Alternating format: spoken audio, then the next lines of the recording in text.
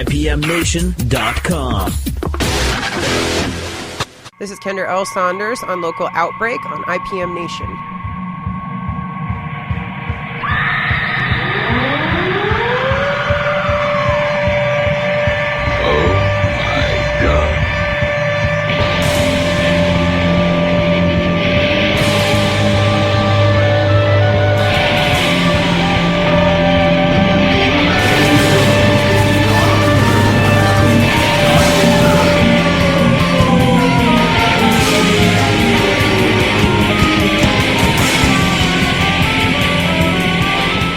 Local Outbreak on IPM Nation and 100.1 The Planet. This is Matt from IPM Nation, and we are at the studio, as we do the show every week here at the studio at 50 Canal Street in downtown Laconia. And I always say, please support your local businesses. In addition to local music, very important. So if you want to check it out online, thestudionh.com is the website, funky little gift shop and art gallery. And as always, very thankful to Melissa for giving us this space to do the show every week.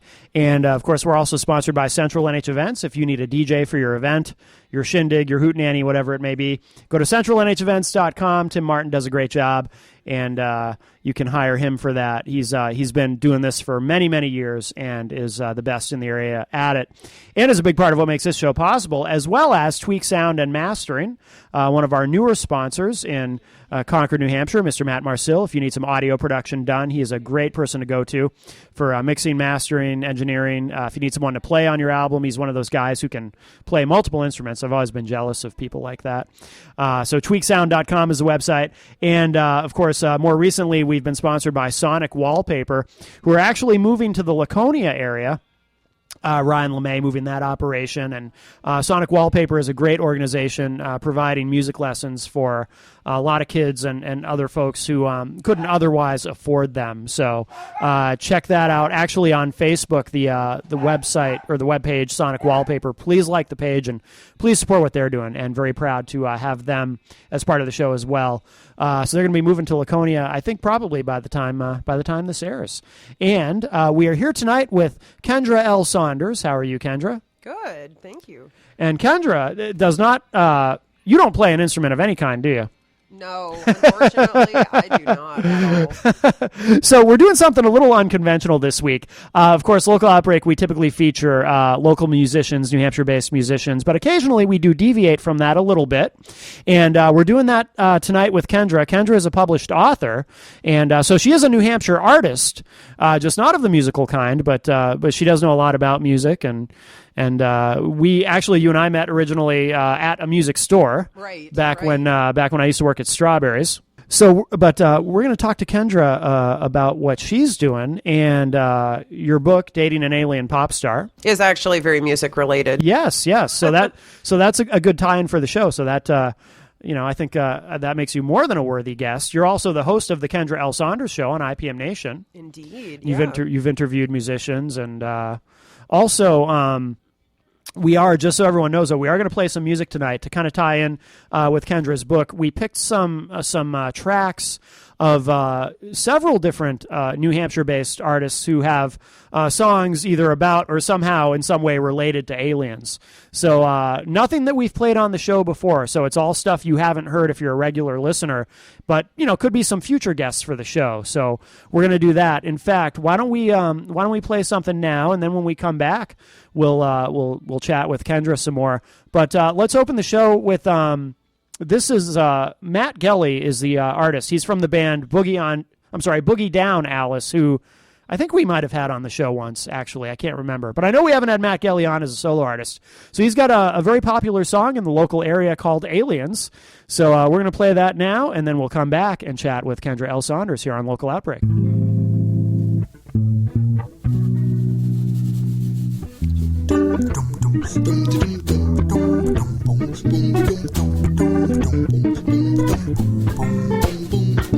Mom and my dad, I know what they seem. The dull appearance is part of the scheme. I know their plans, I know their techniques. My parents are outer space, alien freaks.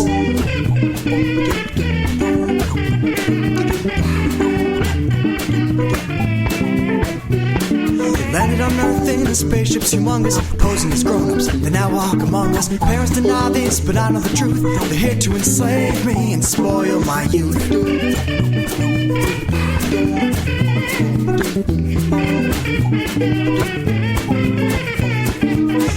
each morning as the sun rises, mom and dad put on the earthly disguises. Knew right away the mask went legit. The faces are lined, the sag and don't fade.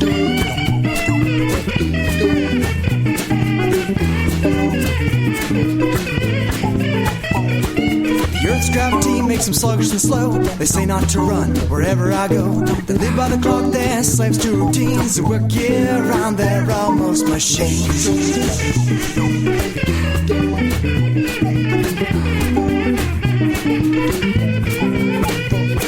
They're not a TV, dry food and much worth. They cannot be human, they're not of this earth. I cannot escape their alien gaze, and they're warping my mind, their alien ways.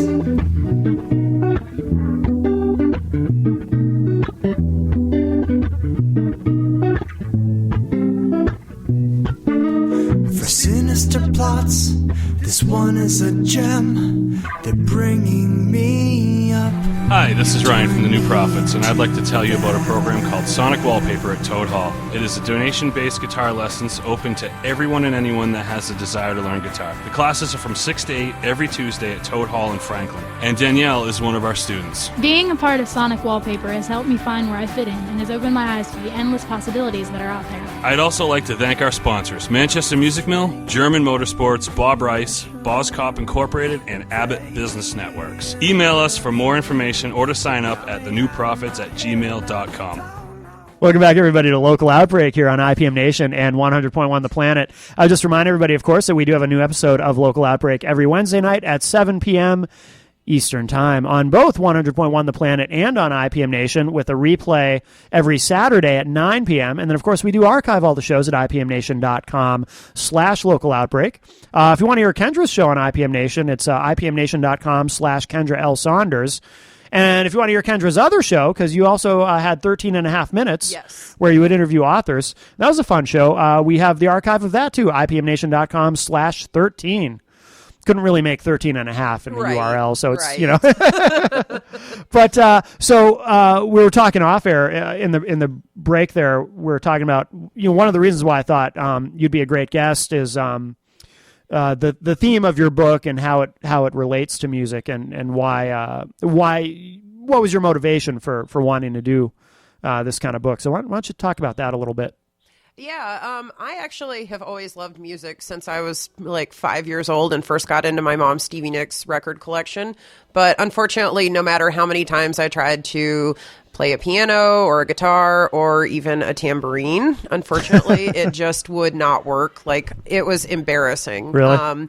Yeah. And I had a really really exciting music experience with the Moody Blues when I was like 12 or 13, and it just like kind of blew my mind, and I realized how much you can say through music. So because I couldn't play music, and because I already knew I wanted to be a writer, and most writers can't afford right away to support themselves on writing, I took jobs at music stores. Yeah. So I kind of became like the music store nerd girl.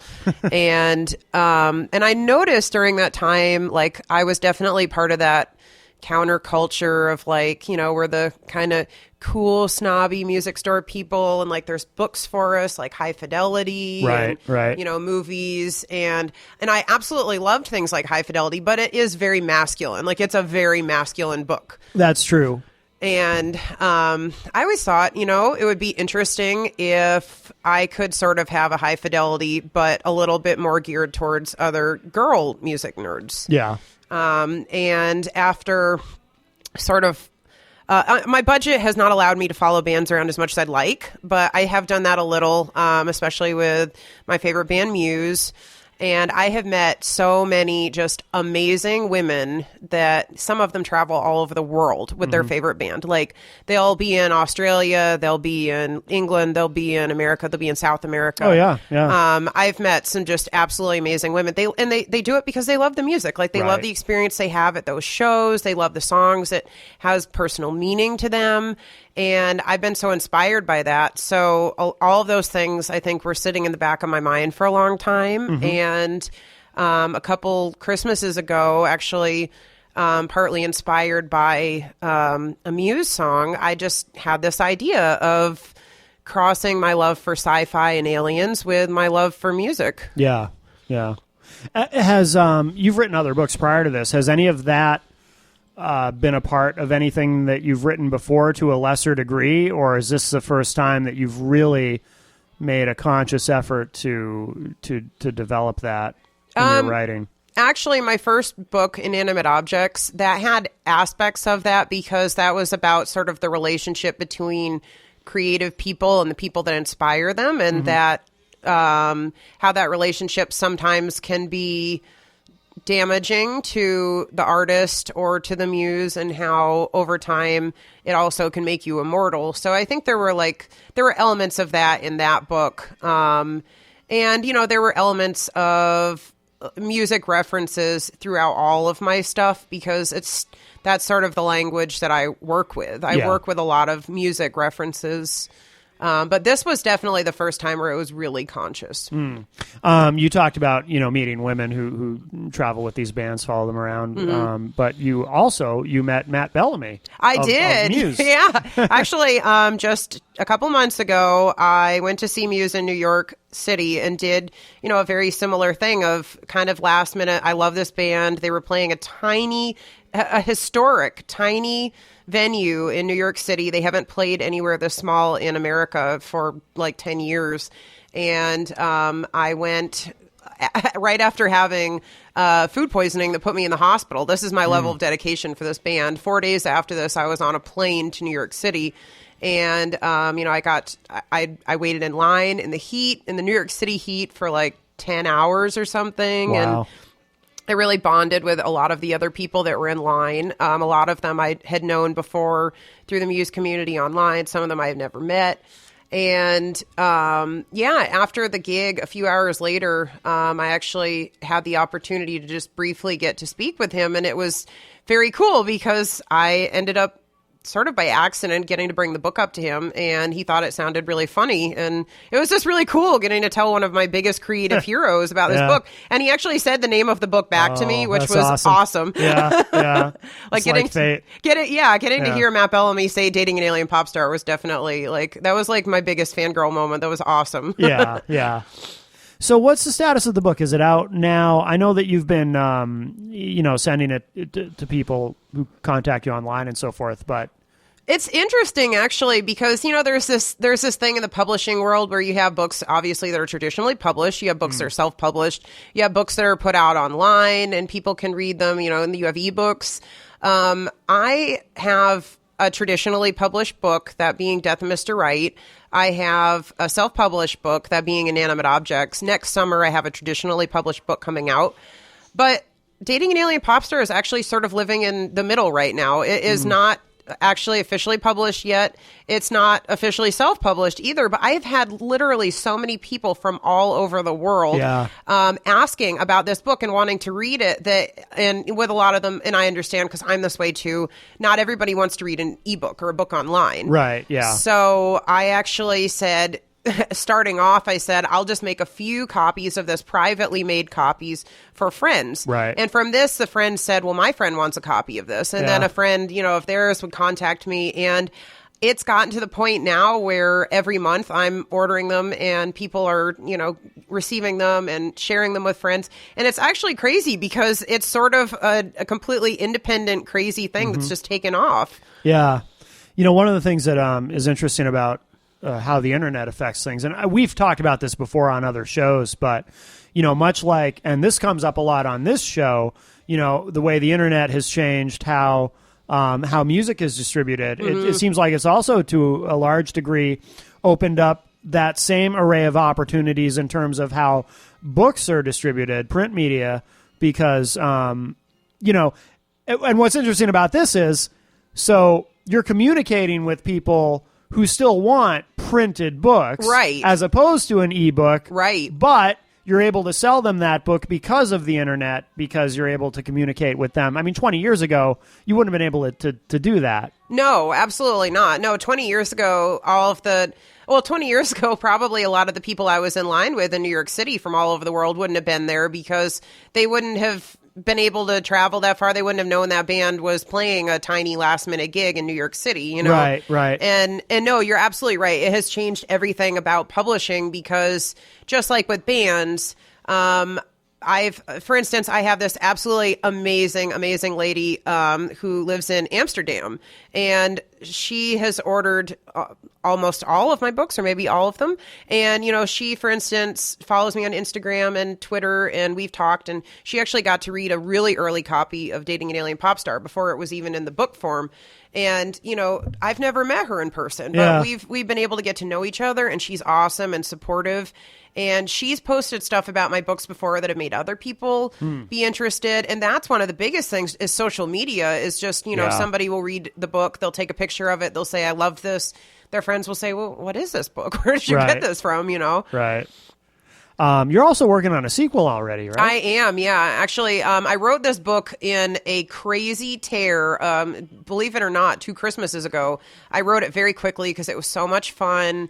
And I took sort of a long break from it, and it was, I guess you could say sort of, again, it is still kind of in transition, but it was in transition. And then in May, when I was at that show, it was really inspiring because that's the thing is, you know, art of different kinds for me. It's definitely music, and photography is another big one, but music, it was just so inspirational being there, getting to meet all of these amazing people. And obviously getting to talk to Matt Bellamy about it. And after the show, after sleeping a few hours, I did a lot of traveling in those few days. But as soon as I was like on a bus again, I had my laptop out and I was working on the sequel. Yeah. Wow. So yeah, I mean, it's been interesting with this book because I've done so much traveling in the last 6 months, just like everywhere. So this book it's been written in transition too. A lot of it's been written on buses or planes or, you know, in odd places. Yeah. How far into the sequel are you? As of last night, I believe I'm a little over page 50. So I'd say about a third of the way with this draft. Oh, okay. Wow. And the encouragement that I've gotten from people has been huge for it. So I do appreciate that. You know, I've heard from people from Australia and, you know, all over America, obviously, and a couple other countries. And it's very encouraging. It makes me want to keep going. It makes me want to stay up until 4 a.m. to make sure I get another chapter done. Do you feel some level of pressure with that, or is little, yeah, for the first time ever, I have to say. But that's a good thing. Like that's where you want to get. You want to feel like people are actually sending you messages, which I get now saying, so when is that sequel going to be done? Yeah. I have people that are sending me messages and they're watching my updates. And one thing that I've done with this is because I do have so many people that enjoyed the first one, while we're waiting, I have been posting excerpts from the second one on my Facebook. Yeah. So that's been fun too. That's excellent. Well, we're going to take a break and play another track. And I found a band. Definitely want to get these guys on in the near future. A band from the area called We Met Aliens. So we'll take a listen to this. This is called Paradigm of Logic. And then after the break, we'll come back and talk with Kendra some more here on Local Outbreak on IPM Nation and 100.1 The Planet.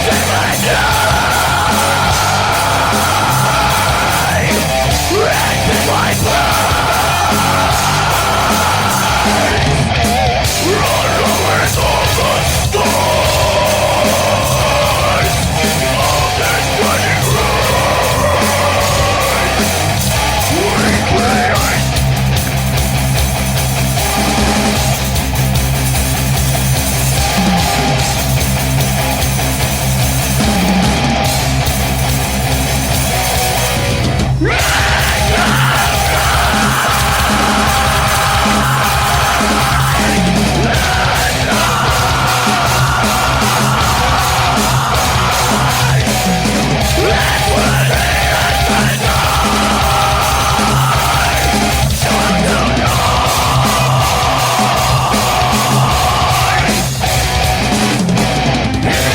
I choose to die,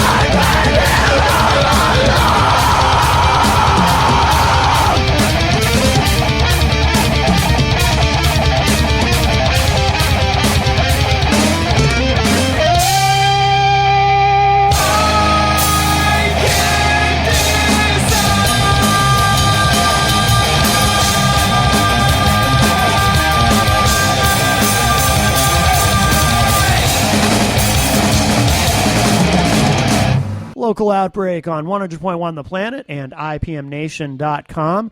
And this is Matt here at the studio at 50 Canal Street in downtown Laconia. Please come check out the studio if you haven't yet. Very, very cool place to shop. And, it's be Christmas before you know it. It's already mid-August, so... Well, we don't want to rush it, but but it is a very cool place to come in and get a gift for somebody. Lot of really cool stuff here that much of it, probably most of it, you won't find anywhere else. So please come on by. And thestudionh.com is a website. You can take a look online. And we're talking with local artist Kendra L. Saunders. And you've moved around a lot, actually. You've spent... Is New Hampshire where you've lived longer than anywhere else? I know you're originally from Texas, right? Yes. Okay. So Texas and then where? Texas, and then I went from Dallas-Fort Worth when I was 10 to Moultonboro, New Hampshire, which was a huge difference. I loved the temperature change, but it was definitely... Yeah, you don't like the heat. I hate the heat. Yeah. I wilt in the heat. It was a huge temperature change and everything, but yeah, I definitely prefer New Hampshire. And then And then Boise, Idaho. I moved to Boise with my family when I was 17, and then we moved to Wisconsin for 9 months, kind of as like a pit stop on our way back east. And then came back to New Hampshire. And then I moved out to Columbus, Ohio for about 6 months to, change of pace, kind of reacclimate to living in a city after living in the woods of New Hampshire for so long, because I'm planning to move to New York City, hopefully by the end of next month, actually. So I just wanted to go from, one stoplight to maybe 3 or 4 before I go to New York City. Right. When you've, I realize you haven't been back for very long, but have you followed any local bands in previous stretches of being here? Or? I have, yeah. I actually was good friends with somebody in a band called Third Side, which is a New Hampshire band. Yes, Derek Windle. Yes, I remember Derek. Yep. Yeah. So I actually, I used to go to some of his shows. I got to see some other bands that would play at his shows. So that's, they're definitely, they're the main one that I think of right away. I have heard some other local music, but I have to admit I've been a little out of the loop. I got really into the Columbus music scene while I was there. I got to hear some amazing local bands there like Hundos and Turtle Island, who I definitely suggest people check out. So it was cool, definitely a different style of music out there. I noticed, there it was a lot more sort of experimental and dark, which is a little bit more my style. Yeah. So, but yeah, I'm interested to get back into the the New Hampshire music scene, see what's going on here. Right. Well, let's talk a little bit more about the book because I want to know more about what it is about. Yeah, absolutely. Yeah. So the big thing for me was, like I said, 2 Christmases ago, and it literally was like on Christmas. My brother had gotten me a Muse DVD, their Live at Rome DVD, and I sat and watched it that evening, and I was like, man, these guys are so good. Like, this is so awesome. And because of that, I revisited some of their stuff I really liked, including one of their music videos called Panic Station, which I absolutely suggest everybody watch. It is insanely bonkers. But sort of, I would say that was sitting in the back of my mind. And I was just thinking, like, what would aliens think of our planet if they saw something like this? Like, what would they think of us? Right. And just, it was literally just a scribble that I started with. I wrote down a tiny bit in a notebook, just like a funny idea, and I think I posted it on Tumblr as a joke. But from that grew this book, Dating an Alien Pop Star, and the gist of it is Griffin and Dev, they're aliens from a politically and environmentally troubled planet who show up on our world with very little knowledge about us, except for what they've learned from a wayward e-news signal. So they've got a very interesting idea of how we are. And their mission, they need to pretend to be the most influential people on our planet, which are English pop stars, of course. And they want to gain the help of a powerful secret society. So when they show up, they abduct Daisy Kirkwood, who's a nerdy young woman who loves music. She actually really wants to get a job at a New York City music store. It's like her greatest goal in life. She wants to live the high fidelity life.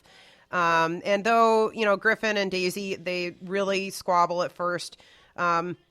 They end up becoming a lot closer. There's a, fun romantic angle with it. And they end up having to face like murderous aliens, cultural misunderstandings, very bad backup musicians. And there's a lot about fame and media also, because that's a big thing that goes along with music now, whether you're a small band starting out or not. So there is that whole like rise and fall of fame and media. But I tell people it's kind of part High Fidelity, part Bridget Jones' Diaries, and part Doctor Who. Yeah. Cool. Where would you categorize it? Because obviously if something's in a bookstore, and you and I both worked at Borders. Right. Yeah. Back in the the good day old day. also. In the music section for me, actually. Yeah. So where do you put the book? I would say it will probably be categorized as romance. I call the sort of genre that I write in, I call it spec fic chick lit, which means speculative fiction chick lit. Yeah. So it is a little bit more geared towards girls, but I've had a lot of guys read this book and they love it too. So it's not like girls only, but it again, it has that music loving perspective from the perspective of a woman. But yeah, I would say it would probably either be put in the speculative fiction romance section or possibly even sci-fi. I would say either one, because this book is definitely half sci-fi. We've got these really fun aliens, and it's half music nerdery. Yeah. Right. So the next book, so you're already about a third of the way through that. And then do you have other ideas for like as an author, do these ideas kind of stack up in your head? Like, oh, they do. Yeah. I last night I posted a status on Facebook, and it just came out of this 2:30 a.m. sort of craziness. And I wish I'd had it like right here with me, but it was along the gist of, no wonder authors are so crazy. Like we don't just write the words down for the books. We also have to know all these things about our characters. Like, how do they feel about Billy Joel songs? Like, are they a Cheez-It or a goldfish cracker person? Like, right. what's the political temperature of their planet, or whatever in this case, Yeah. So it's a lot of stuff that you're already keeping for each book. And then for me, because I sort of am a seat of the pants writer, I also will have other ideas popping in there that might not belong in that book. They might belong in a later book. Yeah. Or in this case, because this is a series, it's the first series I've ever done, sometimes I'm like, nope, this needs to happen in a, maybe a later book or much later in this book, or I should have included this in the first one. Yeah. Because I know this is the case for musicians too. Some musicians, they get all these ideas and it's hard to get them all recorded and then trying to pick and choose, what to work on and what to let sit. Yeah. Because sometimes you're sitting there and you're saying, I have 15 things I need to do. I really need to do all of these things tonight. And then you find yourself sitting watching Netflix. Right. Yes, that does happen. Yeah. I think that's something that happens to creative people in general, probably. It's certainly happened to me. What about, do you have any advice for other people who want to become authors? Because you have the unique experience of not just being an author, but you've done some work for Spencer Hill Press in terms of the marketing aspect of it. Right. Yeah. Yeah, absolutely. The biggest thing I would say is if you want to be an author, first of all, just make sure that you actually really want to be an author, because it's a job, as people say. It's not all glitz and glamour. No, it's a long tail. It's a lot of feeling crazy because you're sitting there when you should be paying attention to something else, like maybe a friend or loved one, and you're sitting there going, I don't know, though. Would Griffin actually feel this way about this particular situation? And it does take a long time before you get to the point even where I'm at now, where you do have people reading your stuff. So I would say, first of all, make sure you actually really do it for the love of it, because the love of it is going to be at least half of what you'll be doing before you start earning money or whatever. Sure. Yeah. And I would say second is make sure that you write something that you absolutely love, because just like with a musician, if you write a song that you hate, that is going to for sure be the single that's going to get popular, and you will be singing that for the rest of your life. Oh, yeah, that's true. It will Yeah. be the creep to your Radiohead.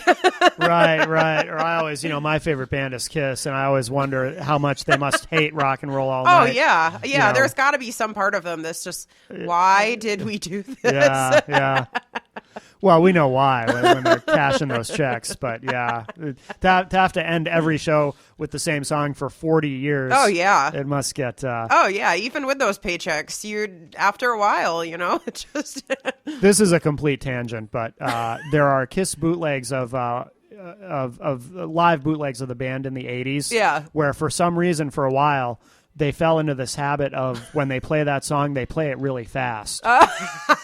Like it's like really like it almost becomes like it almost sounds like Green Day, right? In that because they're playing it like fast, and it's like I think I might know why.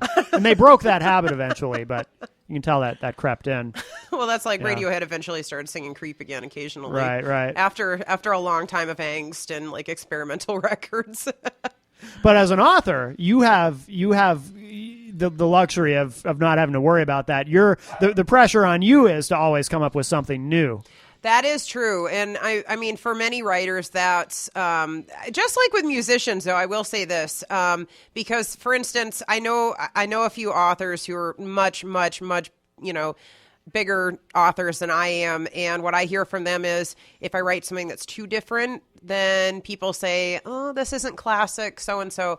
But if they write the same thing, then there's going to be like 80 reviewers. They're going to say, wow, this is just like everything else that so-and-so wrote. So there is still very similar to with a musician. There is that, that thing. And I mean, with a writer, that's a lot more of a commitment of your time than necessarily writing a 3.5-minute song.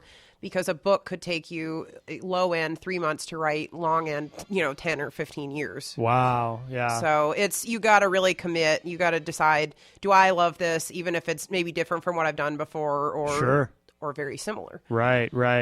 And and a lot of people are going to say if you're shopping around agents and whatnot, you get like with a lot of things, you get a lot of no's before you get a yes. Oh yeah, and I mean that's that's the other thing I would say for advice for new writers is you have to know that's going to happen. Like with the Aliens, like this book already has proved that people really enjoy it. They have, I had one extremely like just absolutely sweet thing that a lady told me where she said, I was having a bad week and this book really made my week better. And that was, it was like a little thing, but for me, that was huge. Like something I did helped make someone's week better. And I'm still looking for an agent for this book. Like it's already proven that it can sell, not just in America, but in other countries. So that's another thing. Yeah, it is a long process. It's a lot of no's. It's a lot of, this just doesn't feel right for me. But you got to accept it that it's like dating. Right. It's not that they hate it. They just might not be the right person to marry you. Yeah. Oh, there you go. That's a good analogy. Well, we're going to play another song, and then we'll come back and talk with Kendra a little bit more. But I found a band called the Love Beads from the area, and they got a song called Dear Alien. So another potential future guest here on Local Outbreak. But let's take a listen to this, Dear Alien from the Love Beads, and then we'll come back and finish up with Kendra here on Local Outbreak on IPM Nation and 100.1 The Planet.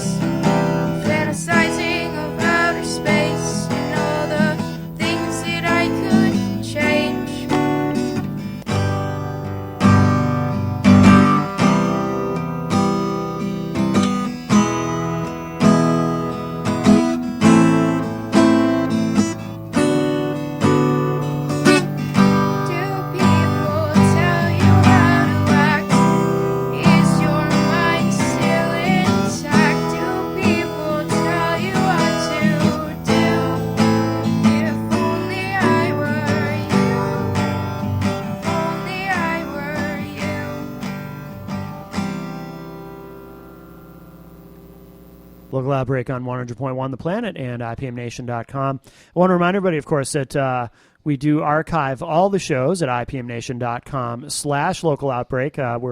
And I believe this is year number 6 of doing this. So all the way back to the beginning at IPMNation.com/Local Outbreak. And, of course, we have a new episode every Wednesday at 7 p.m. with a replay Saturday at 9 p.m. You can hear it both on 100.1 The Planet and on the IPM Nation live station.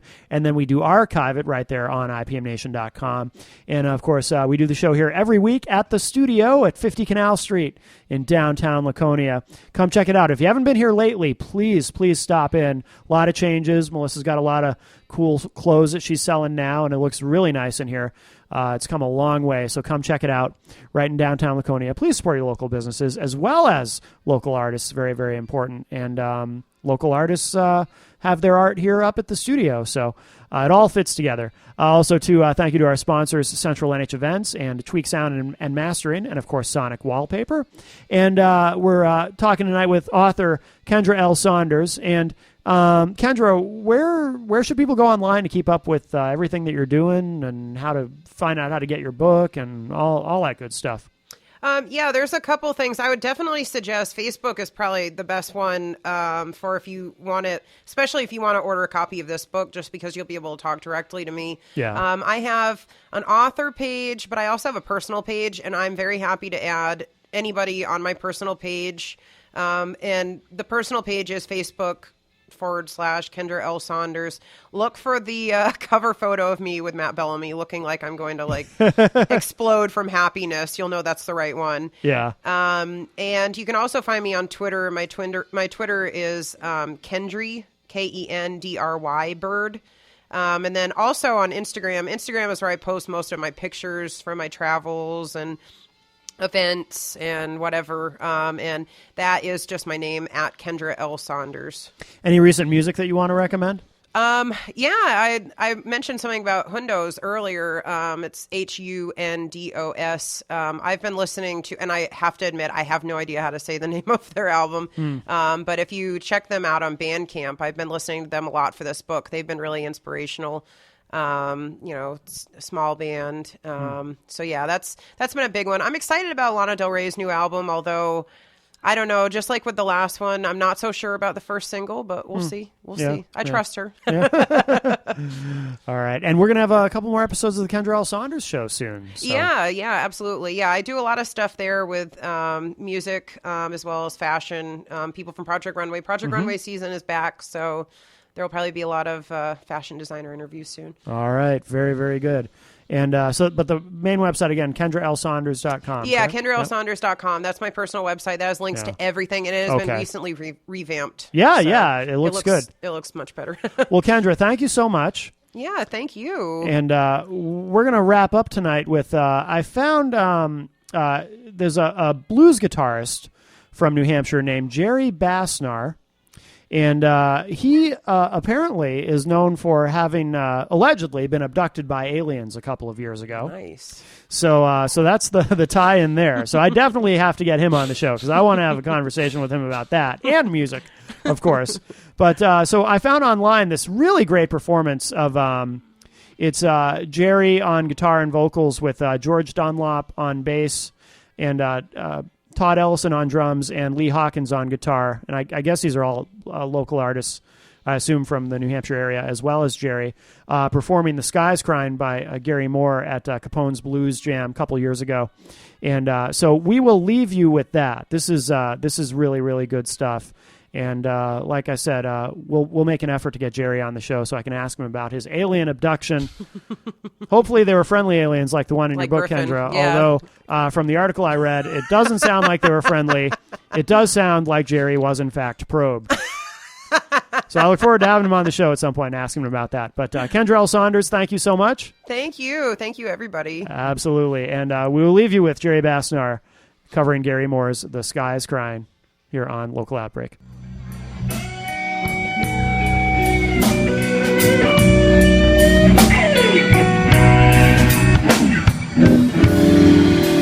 Sky is crying.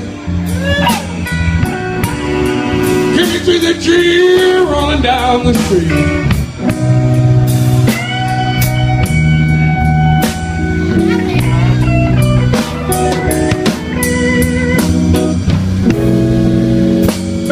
looking for my baby,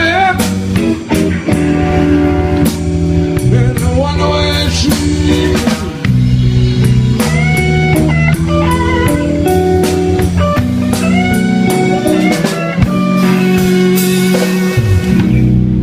Saw my baby early one morning. She was walking on down the street.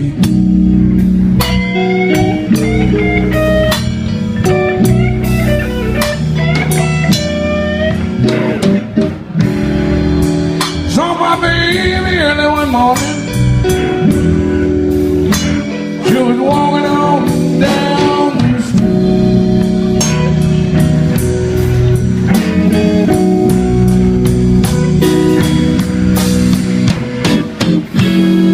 You know, she hurt me so bad. Made my poor heart scared.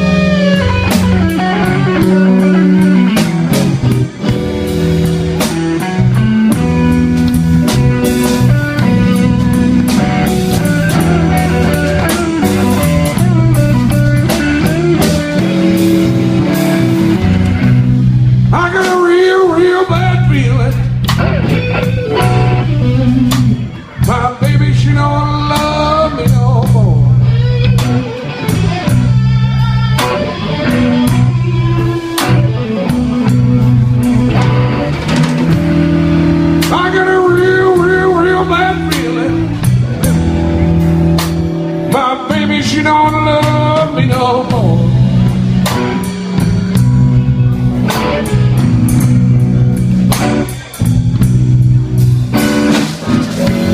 You know the sky's been crying. Can you see the tear rolling down my nose?